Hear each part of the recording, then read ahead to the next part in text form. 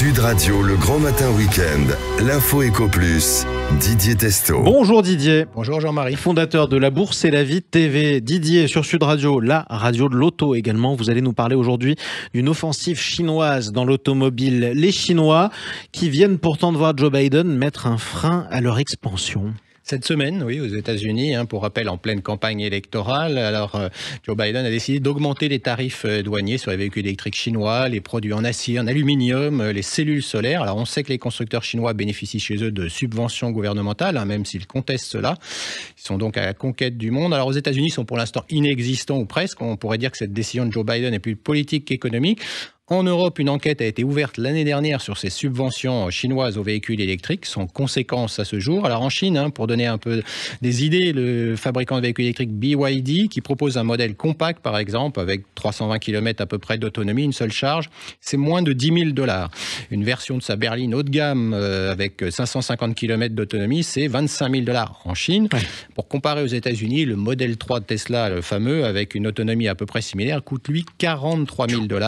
Donc cette décision de Joe Biden, ou c'est l'avenir des Européens, ne changera pas l'offensive en cours des Chinois.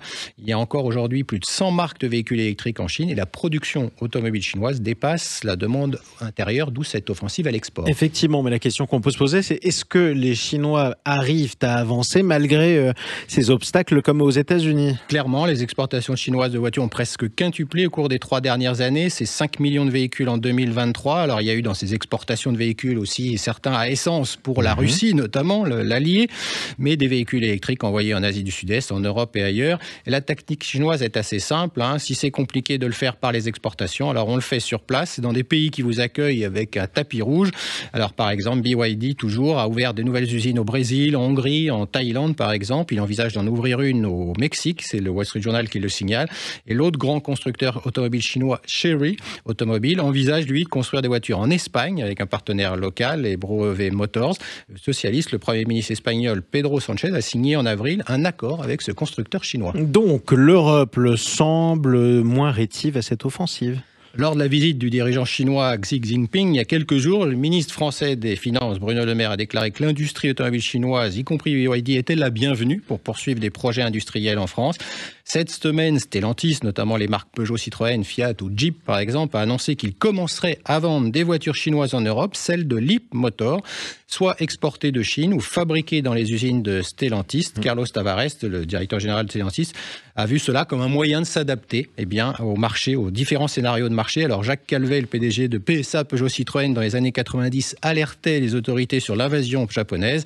Personne aujourd'hui n'alerte sur l'invasion chinoise, comme si elle était inéluctable. Comme disait récemment Patrick Pouyanné, c'est donc un choix politique. Ouais, alors est-ce que la Chine a répondu à des nouvelles taxes qui arrivent ? Alors elle a annoncé en tout cas des mesures résolues, dans des termes diplomatiques, pour protéger ses intérêts. Alors la différence essentielle avec 2018, lorsque Donald Trump avait instauré subitement des droits de douane de $300 milliards, ça avait déclenché une guerre commerciale. Donc cette fois, les Chinois sont prévenus à l'avance, en quelque sorte. La Chine a le temps de riposter avec ses propres actions ciblées avant que les tarifs douaniers n'entrent en vigueur. Et puis beaucoup de choses ont changé depuis cette crise commerciale 2018. Cette année-là, les constructeurs automobiles chinois avaient à peu près construit 800 000 véhicules électriques. L'an dernier, la production de véhicules électriques chinoises a été multipliée par 8. La Chine a même dépassé le Japon comme premier exportateur automobile mondial. Alors que les véhicules électriques chinois provoquent des inquiétudes en Europe est logique. Il faut rappeler quand même que la filière automobile en Europe représente 12 millions de salariés. Oui, effectivement, sauf qu'ils sont de moins en moins nombreux. Alors, conséquence de cette bataille mondiale en route, Didier, c'est le cuivre qui suscite toutes les convoitises. Alors, il y a eu effectivement une offre publique d'achat, une OPA record de près de $43 milliards du groupe BHP sur Anglo American. Alors, elle a été rejetée, mais elle a mis en lumière la demande intense de cuivre. Anglo est coté à Londres, produit des matières premières, des diamants, du nickel, et la société australienne BHP a clairement indiqué qu'elle accordait une grande importance à ses actifs en cuivre. Pour les spécialistes, la demande de cuivre devrait augmenter à mesure que certaines mines ferment ou réduisent leur production. Nous sommes même dans une deuxième guerre froide, c'est ce qu'a déclaré au Wall Street Journal Brian Meynell, le PDG de Techmec, un Sud-Africain qui lui détient des participations dans le lithium, le cobalt ou le nickel ou des terres rares. Les États-Unis et la Chine investissent dans le monde pour s'emparer de nouveaux actifs essentiels à la transition énergétique. énergétique en cours. Et vous parlez de la production de nickel, c'est aussi l'aspect économique de la crise qui se noue en ce moment en Nouvelle-Calédonie, à l'autre bout de la planète. Merci à vous Didier Testot, on vous retrouve un prochain samedi sur Sud Radio, à bientôt. Merci.